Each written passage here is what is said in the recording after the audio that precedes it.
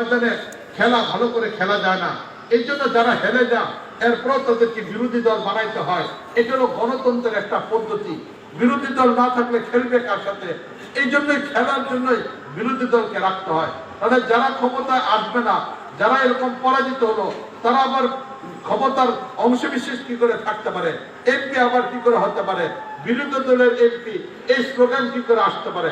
পরাজিত তো সে 1 নাম্বার পায় পরাজিত হোক, 99 নাম্বার পায় পরাজিত হোক, পরাজিত তো পরাজিতই। এই জন্য ইসলামের পরাজিত, এখানে মাঝখানে ভিন্ন কিছু নেই, কিন্তু গণতন্ত্রের ভিতরে ভিন্ন একটা ধোঁকা এখানে দেয়া রাখা হয়েছে সবাইকে খুশি করা। এখন এই ব্রিটিশ সরকার 1866-তে যে কংগ্রেস রাজনৈতিক ভাবে ছিল না, ব্যবসায়ীদের স্বার্থের জন্য ছিল, এটাকে রাজনীতির ময়দানে নিয়ে আসেন। পরবর্তীতে এই কংগ্রেসের 2 টার্মের যিনি সভাপতি ছিলেন মৌলানা আবুল কালাম আজাদ রহমতুল্লাহ।